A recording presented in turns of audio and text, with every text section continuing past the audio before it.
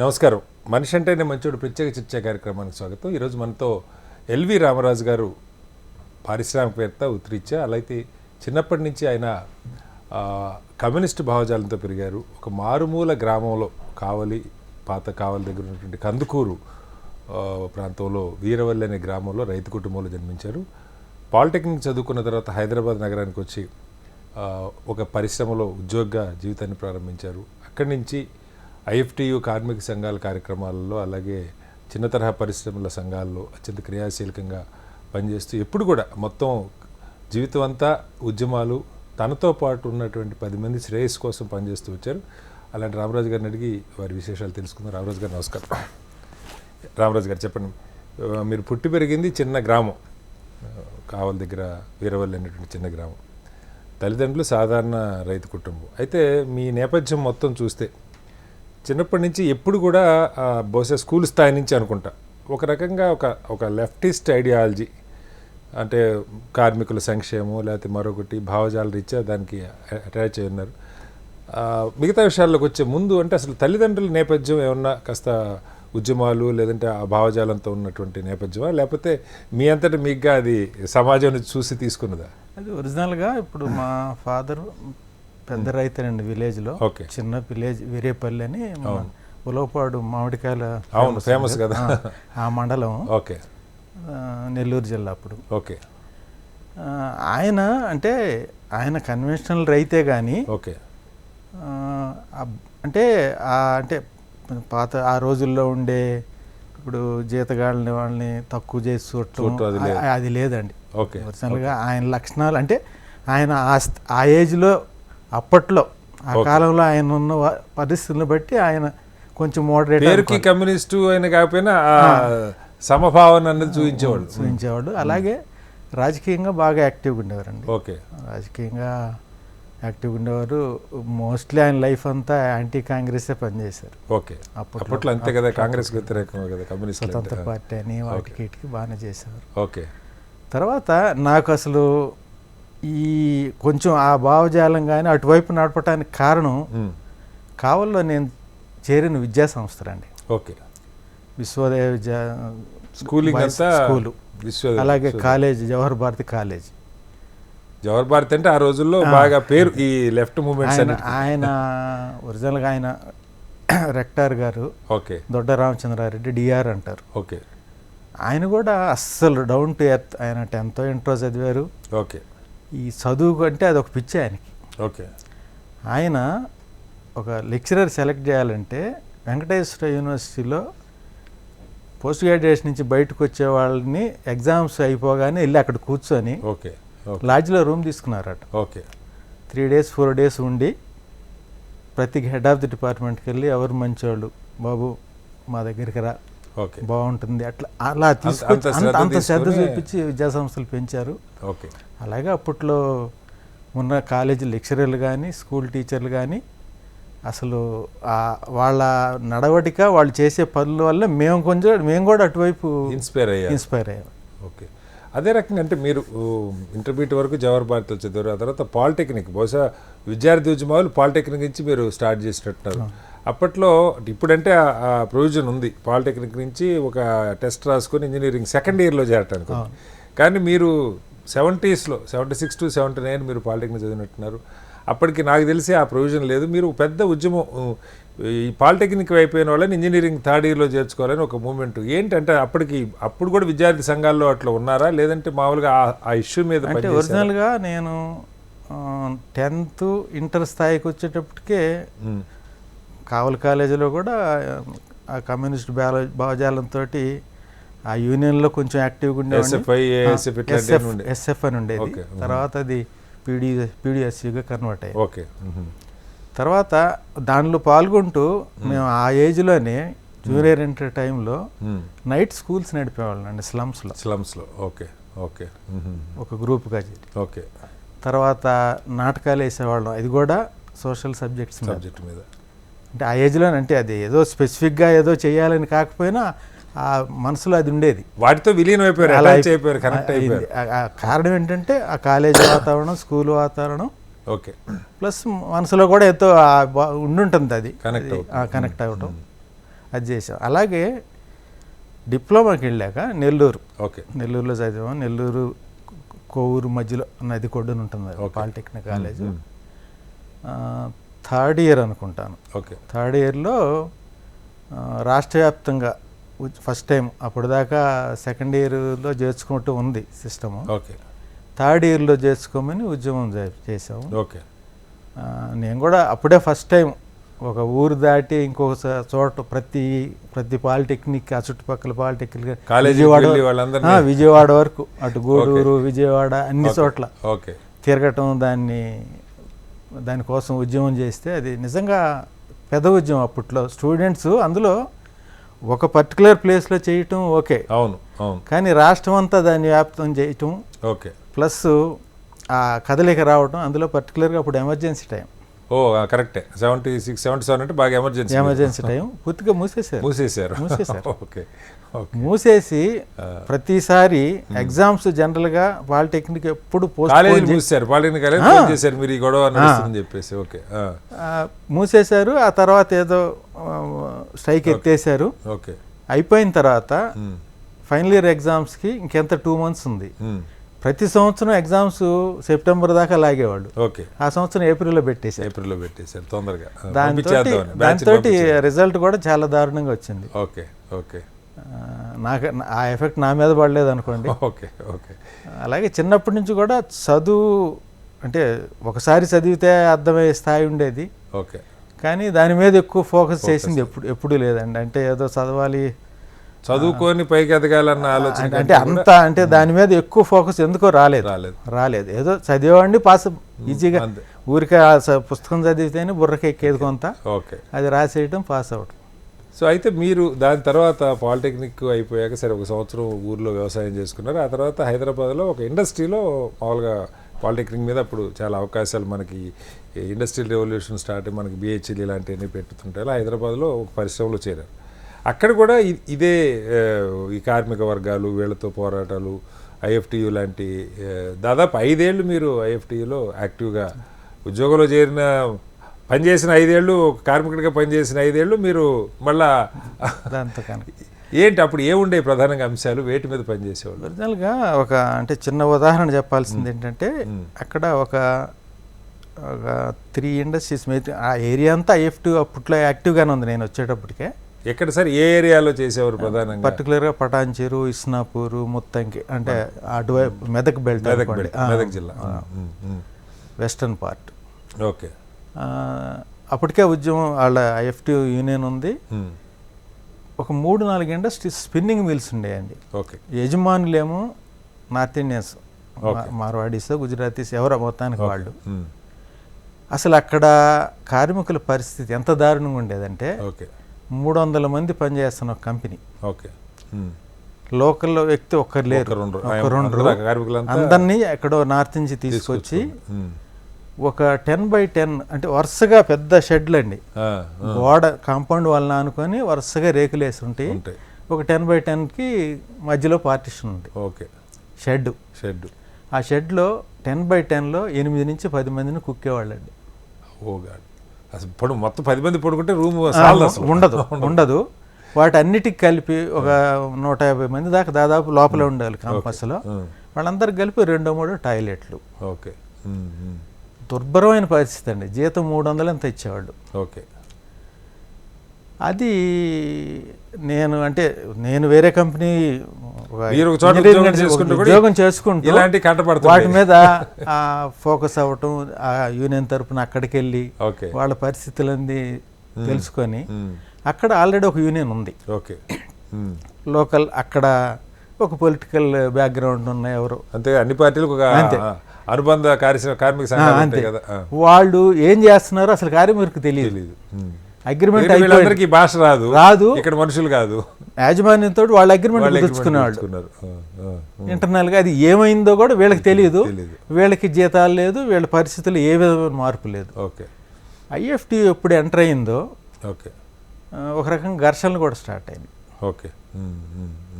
ఘర్షణలు స్టార్ట్ అయ్యి ఒక స్టేజ్లో, ఐఎఫ్టి అంటే సిపిఐ ఎంఎల్ అనుబంధ కార్మిక సంఘం.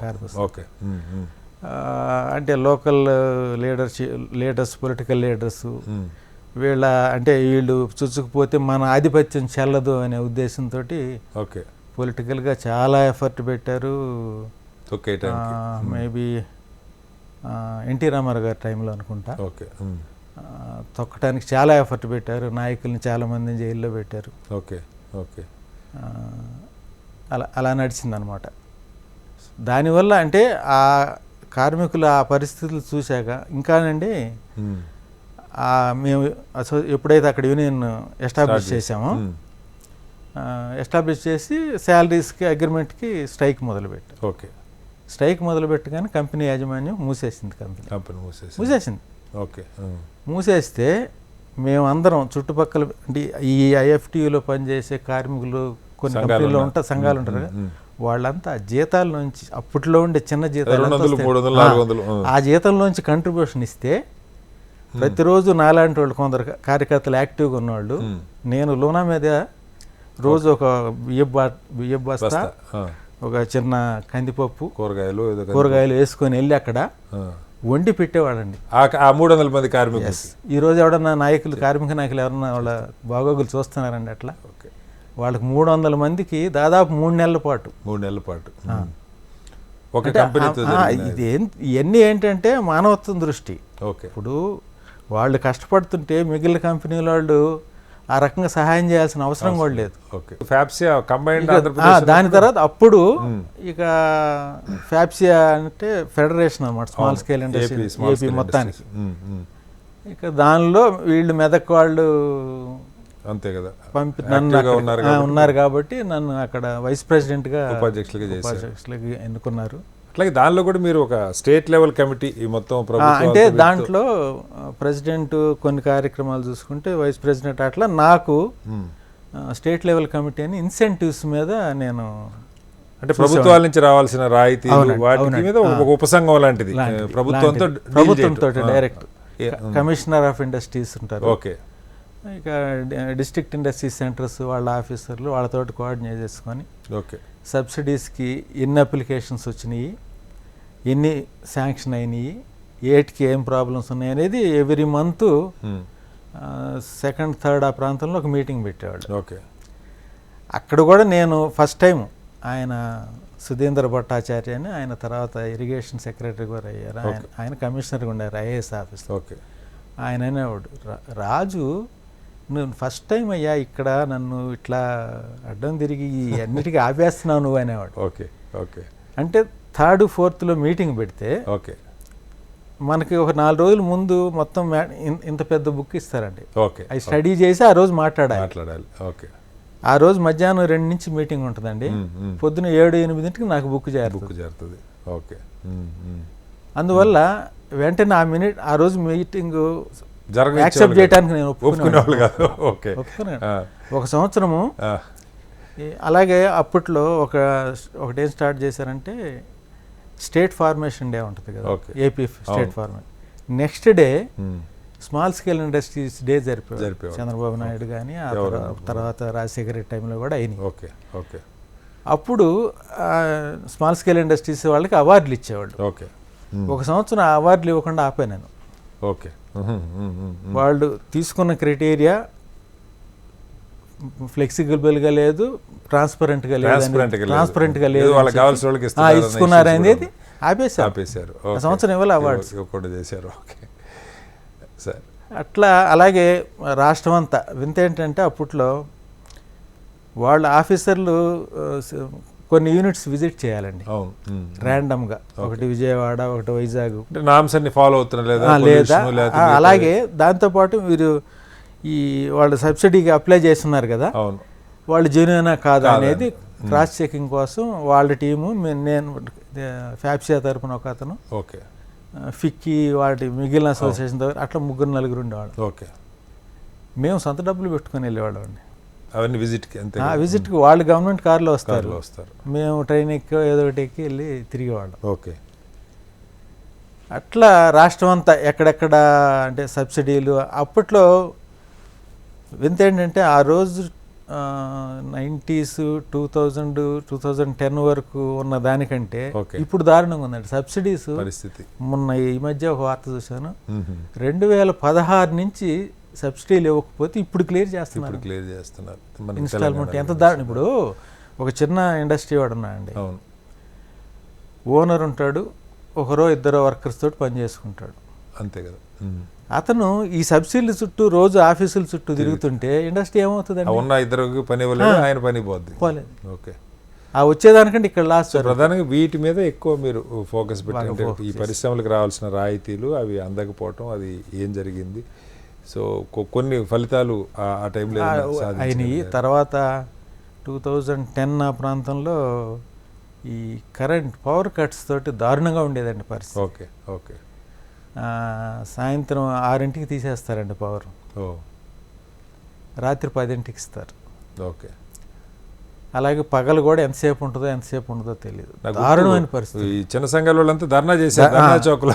ధర్నా చౌక్లో వాటిలో బాగా యాక్టివ్గా పార్టిసిపేట్ చేసాము. నిరసన ప్రదర్శనలు, ఇండస్ట్రీ పరిశ్రమలలో ధర్నా చేయటం అప్పుడే అది అంటే ఇవన్నీ కలిసి వచ్చా నా నెక్స్ట్ ప్రభుత్వం మీద ఎఫెక్ట్ కూడా కనపడింది. ఆ ప్రభుత్వం మీద 2004 ఎలక్షన్ రిజల్ట్, అవును, ఇవన్నీ పవర్ అనేది బాగా పనిచేసిందండి.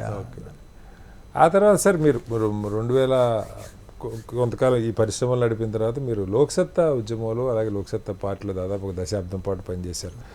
ఎట్లా అంటే దీనికి ఎట్లా ఆకర్షితులు కాగలిగారు? అంటే రీజన్ ఏంటి? దానిలో కూడా మీరు రాష్ట్ర స్థాయిలో క్రమశిక్షణ సంఘంలో వాటిలో పనిచేశారు, అలాగే భావజాల వ్యాప్తి కోసం రాష్ట్రం అంతా పర్యటనలు చేసేవారు. ఎలా అంటే నేను ఒరిజినల్గా ఏ రోజు ఏ పొలిటికల్ పార్టీలో లేనండి. ఓకే. విద్యార్థి ఉద్యమంలో కమ్యూనిస్ట్ భావజాలంతో వాళ్ళతో పనిచేసిన మధ్యలో ఎక్కడా పర్టికులర్గా ఒక పార్టీతో ఎప్పుడు కలిసి పనిచేయలేదు. ఓకే. ఓకే. ఫస్ట్ టైము వాళ్ళు ఏదో మార్పు కోసం కన్వెన్షనల్ పార్టీలకి దూరంగా ఒక మార్పుకు ప్రయత్నం చేస్తున్న ఆ మార్గం చూసి ఓకే అటువైపు ఆకర్షితులయ్యాను. చానాళ్ళు పనిచేశాను, రాష్ట్ర స్థాయిలో పనిచేశారు క్రియాశీలకంగా. అలాగే ఆయన ఎమ్మెల్యే గారు ఉండగా కుకట్పల్లి నియోజకవర్గ వ్యవహారాలు దాదాపు 5 సంవత్సరాల పాటు నియోజకవర్గ కార్యక్రమాలన్నీ నేనే చూసాను. ఎమ్మెల్యేగా ఉన్నప్పుడు మొత్తం అక్కడ అభివృద్ధి కార్యక్రమాలు కానీ, లేదంటే మిగతా ప్రజలకు కావాల్సిన సర్వీసెస్ వాటికి సంబంధించి కూడా మొత్తం బాధ్యత అంతా తీసుకొని చూసేవారు.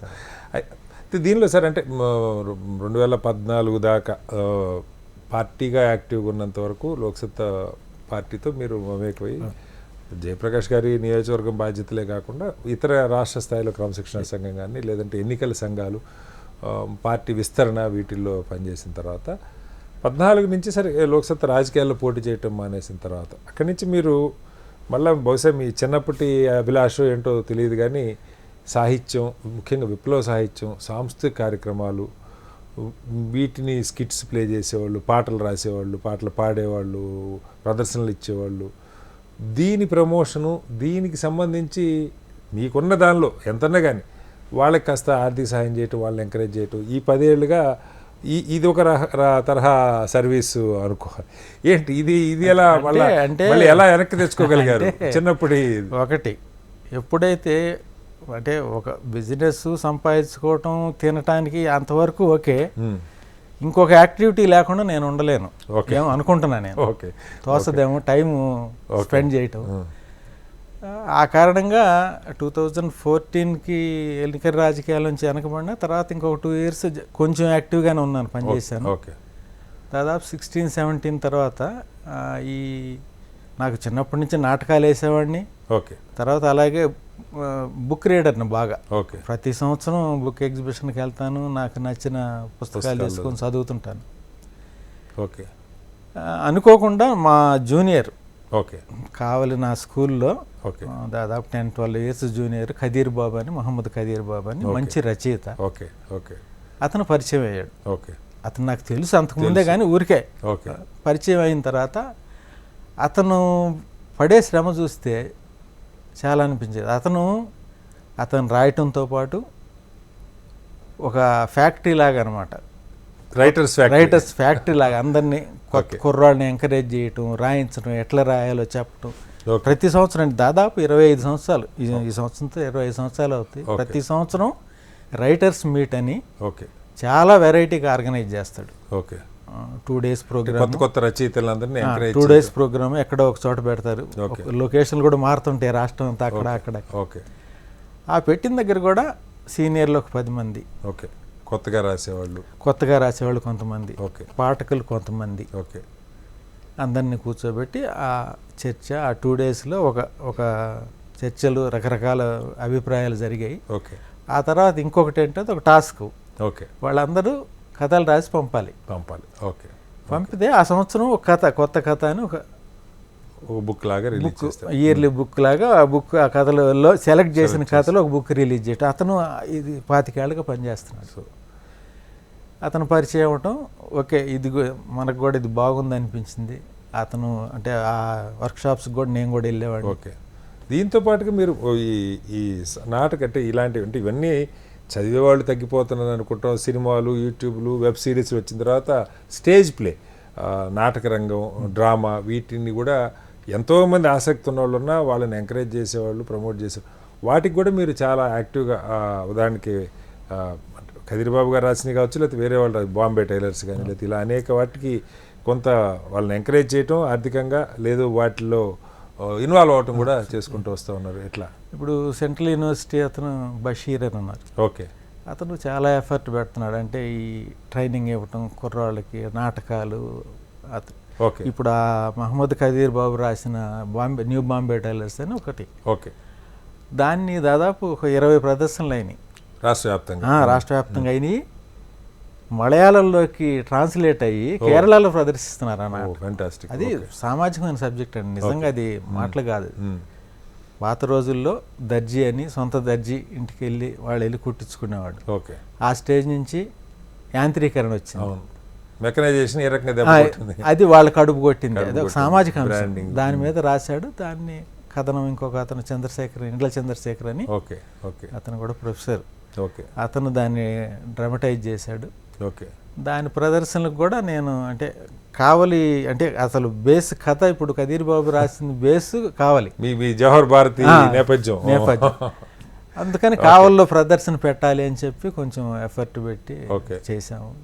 అట్లనే ఏదో నా శక్తి మేర ఏదో కొంచెం దాని సహాయం కూడా అనకూడదు. ముందు కనీసం ఒక మనిషి సపోర్ట్ ఉన్నారు. ఇది ఒక్కళ్ళకే కాదు, కొంతమంది పుస్తక రచయితలకి, పుస్తకాలు పబ్లిషింగ్కి కొన్ని సందర్భాల్లో ఆర్థికంగా సహాయం. మీదే ఒక స్వచ్ఛంద సంస్థ, మీరు ఒక ట్రస్ట్ పెట్టారని నేను అనట్లేదు, కానీ గుప్తదానం అనాలి వీటిని. ఒక రకంగా చెప్పాలంటే మీరు చేస్తున్నారు, నాకు తెలుసు కాబట్టి వ్యక్తిగతంగా చెప్తాను. ఎంతనే కానీ వాళ్ళు అనుకున్న కార్యక్రమం పూర్తి కావడానికి అయితే మీరు, లేదంటే ఇంకో నలుగురిని కలిపి దాన్ని పూర్తి చేసేలాగా ఈ ఎఫర్ట్ ఇటు రచయితలు, కళాకారులు వీళ్ళందరితో కూడా ఎంత కొంత చేస్తున్నాడు. ఇప్పుడు ఊరిగా పేరు చెప్పకూడదు, ఒక కుర్రాడు ఏదో ఒక బుక్, మంచి బుక్, వరల్డ్ క్లాస్ బుక్ ఒకటి తీసుకురావాలని ఒక ప్రాజెక్ట్గా అతను ఎఫర్ట్ పెడుతున్నాడు. ఓకే. అతను కూడా పాపం మొఖమాటస్తుడు, బాగా నన్ను అడగలేదు, ఓకే, నేనే చెప్పా. అంత నేను ఎంతో కొంత సపోర్ట్ చేయగలను అంటే, సార్ నేను ఊరికైతే తీసుకొని వెనక్కి ఇచ్చే పని తీసుకుంటానండి, ఓకే, నీ ఓపిక ఉన్నప్పుడు ఇద్దు కానీ, ఓకే అని సపోర్ట్ చేశాను. అతను నిజంగా ఆ ప్రాజెక్ట్ పూర్తి చేసుకున్నాడు. నాలాంటి వాళ్ళు 10 మంది ఎంతో కొంత సపోర్ట్ చేసి ఉంటారు. చేసి మళ్ళీ కొంత అమౌంట్ ఆల్రెడీ ఇచ్చేసారు. కానీ నేను ఎవరు కూడా నేను ఇస్తారే పుస్తకాలు ఏదో ఒకటి అది బయటకు వస్తే చాలు. రేపు చదివే వాళ్ళే తక్కువ బాధపడుతున్నాం. ఇప్పుడు పుస్తకాలు చాలా మంది రాసే ఆ సృజనాత్మకత ఉంటుంది, వాళ్ళు ఆ పుస్తకం బయటికి రావాలంటే ఎంత ఎఫర్ట్ పెడతారు. కుర్రాడు అన్నాడు ప్రసాద్ సూర్య అని, మంచి అంటే ఆర్ట్స్ కాలేజీ, మన జేఎన్టీయూ వాళ్ళది ఫైన్ ఆర్ట్స్ కాలేజ్ ఉంది మైదీపట్నం, మాసప్ ట్యాంక్. అతను ఏమి రాస్తాడు, ఎంత 20 years ఏజ్ అండి. Okay, okay. అలాంటి వాళ్ళని ప్రోత్సహించేవాళ్ళు ఎంతో కొంత సపోర్ట్, ప్రోత్సహించేవాళ్ళు లేకపోతే ఆ కళ బయటికి రాదు కదా. ఓకే. ఆఖరిగా అంటే మీరు భవిష్యత్తు పిల్లలు అంతా సెటిల్ అయిపోయి ఉంటారు మంచిగా, ఏంటి మీ దీర్ఘకాలిక లక్ష్యం ఏంటి రామరాజు గారు? నేను ఇప్పుడు ఇవి ఏవి కూడా ఏదో ఒక లక్ష్యం అని ఉద్దేశంతో చేయలేదు. ఓకే.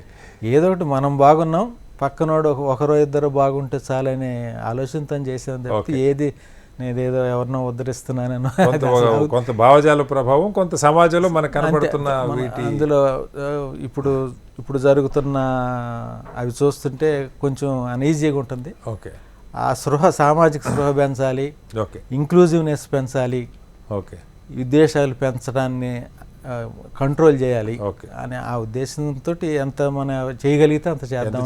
చేశారు, ఎంత చేయగలిగింది చేస్తాం. ఇది రామరాజు గారి నేపథ్యం. ఒక చిన్న గ్రామంలో పుట్టి తను ఒక పారిశ్రామికవేత్తగా, చిన్న తరహా పారిశ్రామిక ఎదిగిన తను చిన్నప్పటి నుంచి తను ఆకర్షించిన భావజాలాన్ని మర్చిపోలేదు. అలాగే తన చుట్టుపక్కల ఉన్న 10 మందికి తనకి చేతనైన రీతిలో సహాయం చేసుకుంటూ వెళ్తున్నారు. అనేక దశల్లో ఉద్యమాలు, అలాగే కళలు, సాహిత్యం, సాంస్కృతిక భావజాలాన్ని ప్రమోట్ చేసేటువంటి ప్రయత్నం చేస్తున్నారు. నిజంగా రామరాజు గారు ధన్యవాదాలు, మీలాంటి వాళ్ళు ఈ కార్యక్రమానికి రావటం. ఇది ఈ వారం మనిషి అంటేనే మంచోడు. వచ్చేవారం మరో మళ్ళీ కలుద్దాం. అంతకు నమస్కారం, సెలవు.